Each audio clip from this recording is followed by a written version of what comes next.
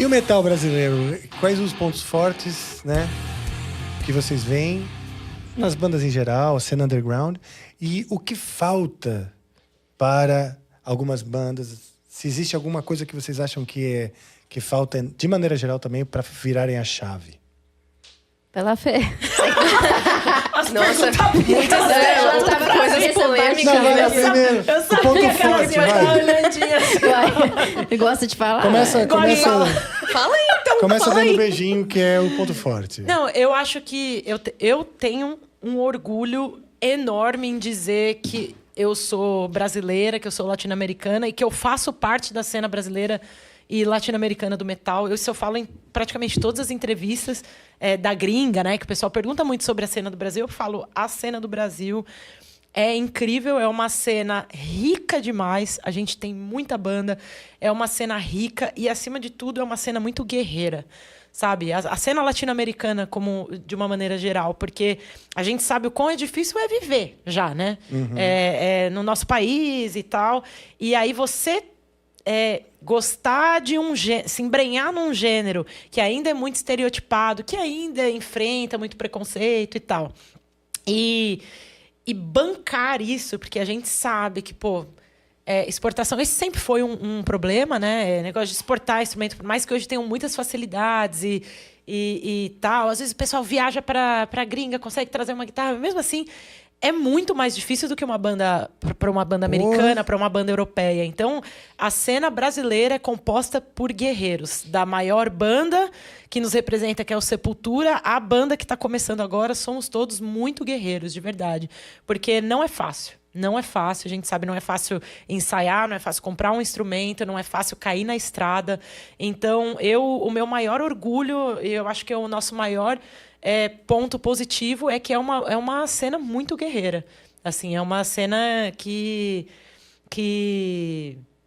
é isso, é muito amor, sabe? Resiliente, muito amor, apaixonada. Resiliente, apaixonada. E eu acho que isso também transmite pra música. Eu sempre ouço também lá fora, quando a gente faz as turnês, o pessoal fala, vocês têm essa coisa do metal brasileiro, né? E eu fico tipo, mas o que é? E aí, depois de um tempo, eu comecei... É um nojo. Uma agressividade, todo mundo fala, é uma coisa potente, uma agressividade, uma coisa crua. E eu acho que faz parte de tudo isso. Eu acho que é tão difícil fazer rolar que, quando rola, a gente descarrega tudo ali na música e traz essa característica tão crua, agressiva, assim, da nossa música, independente se é metal extremo ou não, sabe? Então, eu acho que é isso. Essa nossa característica guerreira traz uma particularidade muito específica sonora para a nossa música também. E o que falta para a cena, eu acho que é oportunidade. É oportunidade. Eu vejo tanta banda boa, cara. A gente toca com um monte de banda boa, a gente recebe material de banda boa, a gente conhece várias bandas boas. E se eu pudesse, eu pegava todas no colo e levava para onde a gente vai no mundo. Só que não é assim, sabe? Tipo assim, eu considero os meus maiores projetos que eu participei, que é a Nervosa e a Cripta agora. Claro, a gente somos bandas que trabalham demais, assim, somos parte também, temos essa veia guerreira também. Mas teve uma sorte aqui ou outra ali, sabe? Acontece, golpes de coisas assim que acontecem. E é muito difícil você ter essa oportunidade, sabe? Eu vejo, por exemplo, a gente trampa pra caramba, a gente tem uma excelente abertura lá fora, até porque a nossa gravadora é austríaca, essa é uma coisa que conta. E mesmo assim a gente enfrenta dificuldades, sabe? Mesmo assim a gente enfrenta dificuldades. Nem todos os festivais de verão dá pra gente ir, porque às vezes a gente não tem como estar lá, sabe? Mesmo que a gente quisesse, não tem como, porque a gente tem que programar. Se a gente vai em agosto, não dá pra ir em junho, em julho a gente acaba perdendo oferta. Então, assim, isso quando chega lá, né? Então, a gente tá falando de um lugar da Cripta, que é um lugar privilegiado aí, entre, né, as bandas que conseguem ir lá fora, fazer um corre.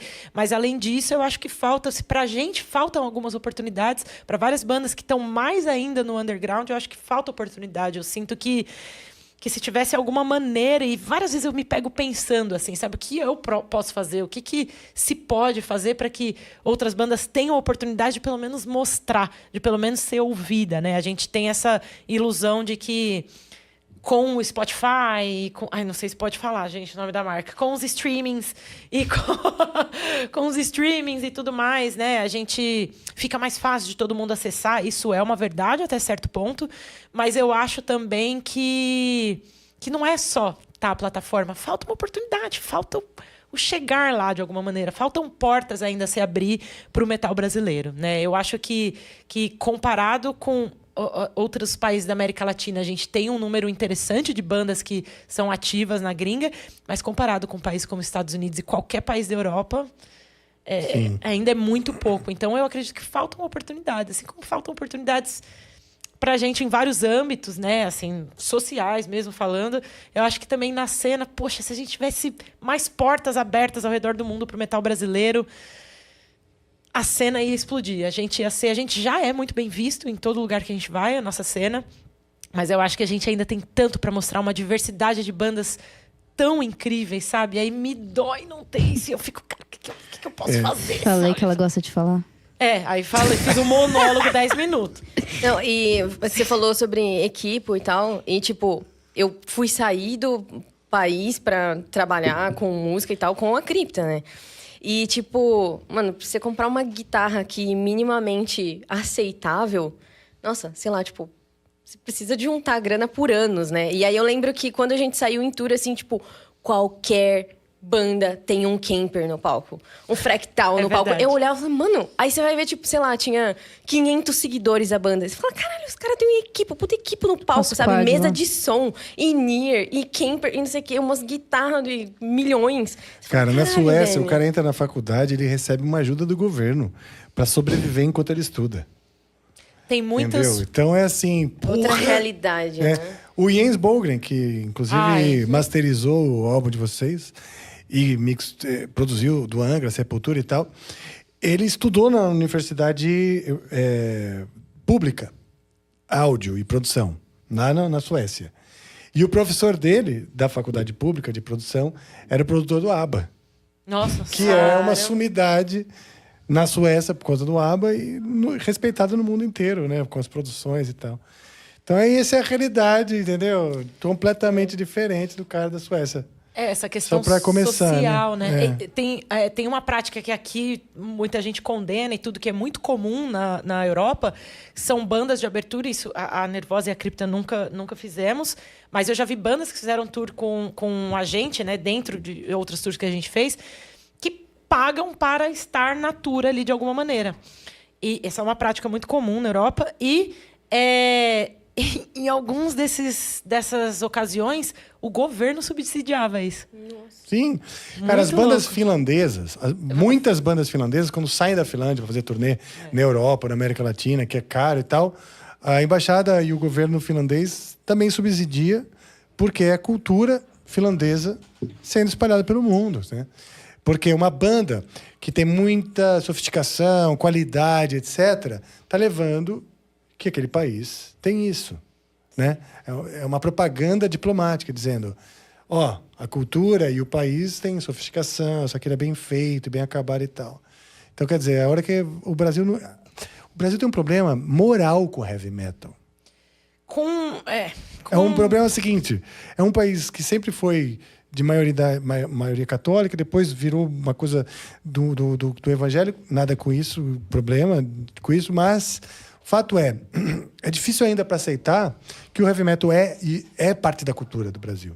Porque a gente é apaixonado por heavy metal, passou a ser... Tem muito headbanger aqui. Exato, passou a ser parte das gerações aí, entendeu? De adolescência. Uma coisa... Como é o skate, como é o surf, como é, sabe? Coisas que fazem muito parte da formação. Só que por conta dos estereótipos... Sim, estereótipo. A gente não consegue fazer ele ser bem visto aqui. Eu ainda acho que é uma questão estrutural.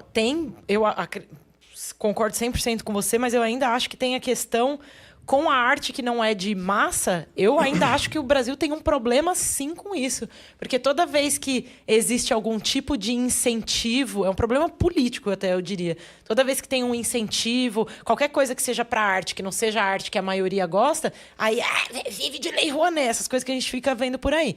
Sabe? Então, é muito complicado. Quando entram incentivos, é visto como, tipo... A arte é muitas vezes vista como supérflua aqui no Brasil. Esse Sim. que eu acho que é um problema muito grande. Então, quando tem um incentivo, é derrubado, é criticado, e aí a gente dá uma empacada. E aí, bandas que poderiam estar representando lá fora, como é o heavy metal tem fã em tudo. Claro, todos os estilos têm fã em todo mundo.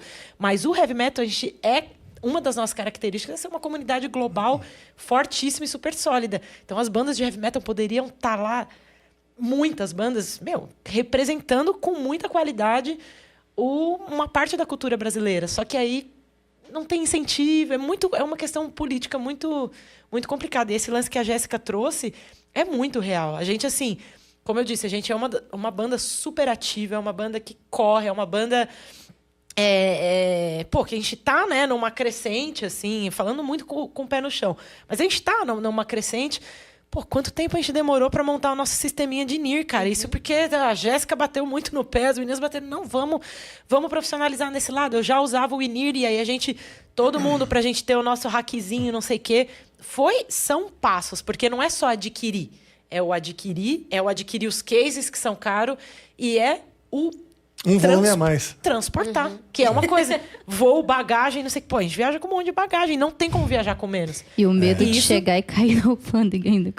Exatamente. De cair o quê? Na alfândega. Não falando, que tem isso que a gente é parada, né, de vez em quando. Quando volta. Quando volta, Fui parada recentemente. Aí eu tava com os 2 cases de guitarra. O meu com 2 guitarras da Tainá. Aí o cara parou. Eu falei, não, tudo guitarra usada. 5 anos, né? A Tainá com uma guitarra, a Tainá com uma guitarra novinha. Primeiro que ele tirou assim, um plastiquinho atrás, aí eu, tipo... Sério? É velha, moça. Acabaram Ela é de pegar super uma cuidadosa, sabe? Nossa. Tipo controle remoto. E pra né, explicar pros caras, deixam. não, mas é porque ela acabou de ganhar a guitarra. O cara ganhar a guitarra. É muito difícil. E aí? Aí os caras Aí aceitou, né? acabou Mas vocês rolando. estavam Ele voltando pediu de pra eu turnê? ver, pra mostrar Instagram, Foto pra no ver se Instagram. eu Sim. realmente tinha guitarra. Eu, não, moço, tem aqui, ó. Mas hoje em dia eles são melhor instruídos quando você chega em equipe de uma turnê, por exemplo.